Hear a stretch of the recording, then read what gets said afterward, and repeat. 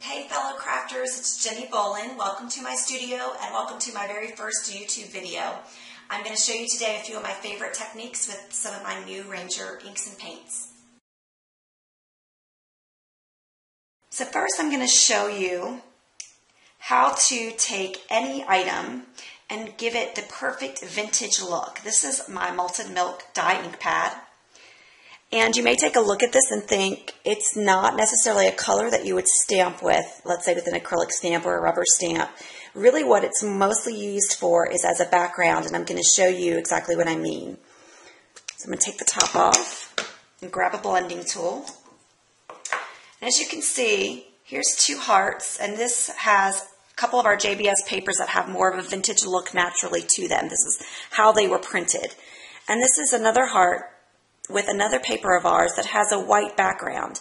And I'm going to show you how to make it a perfect vintage. I'm going to take and add some malted milk to the blending tool. And I always work at the corners or on the edges and blend in. So I've worked my way around the heart, and now I'm going to blend into the centers and get the entire heart covered.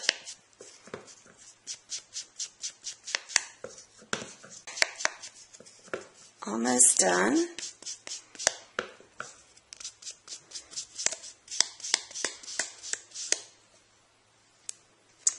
And you can see, almost magically, this has changed from a white background to what I call the perfect vintage background.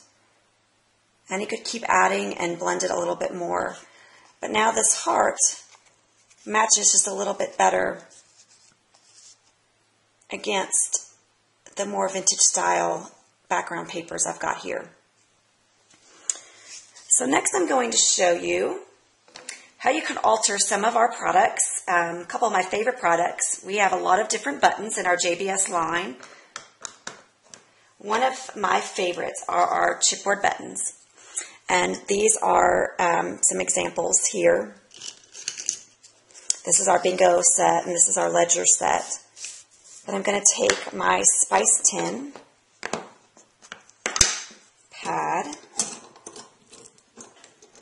which is a beautiful navy blue. I'm going to show you how easy it is to alter the buttons to any color that you might want.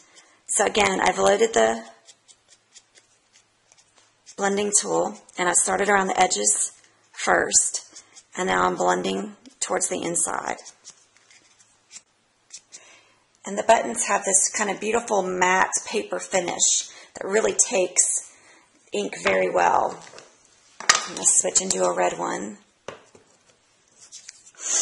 And again, I really only put ink on my blending tool once for something as small as this.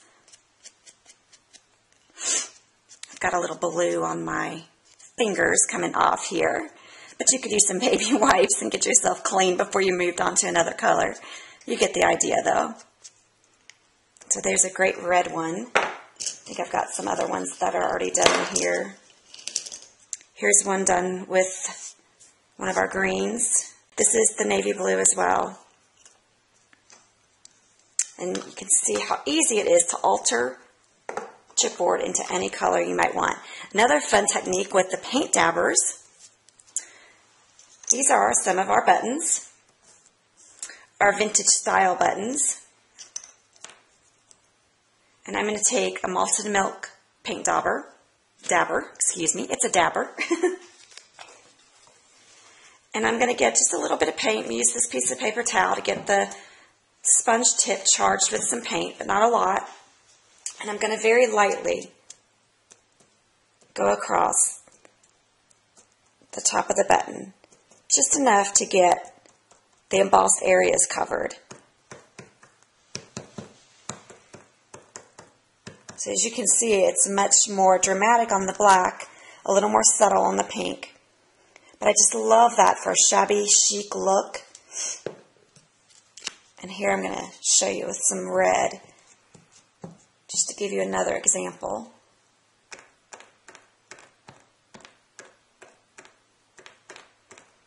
A little bit of the red on the green would be great for Christmas.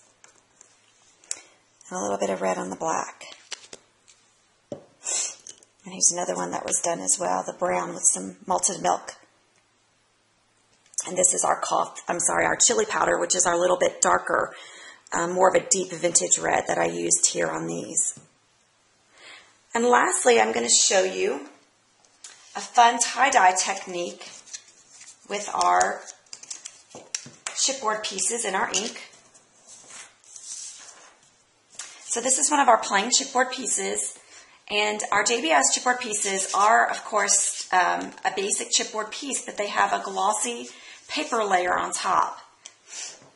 So I'm going to take the cough syrup ink pad, and I'm going to cover the entire chipboard piece.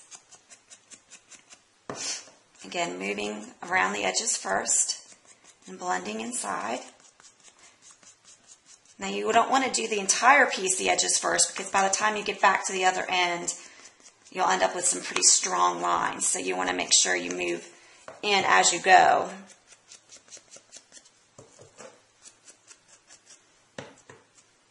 But the dye ink on the glossy chipboard just has this beautiful kind of molted, cloudy effect.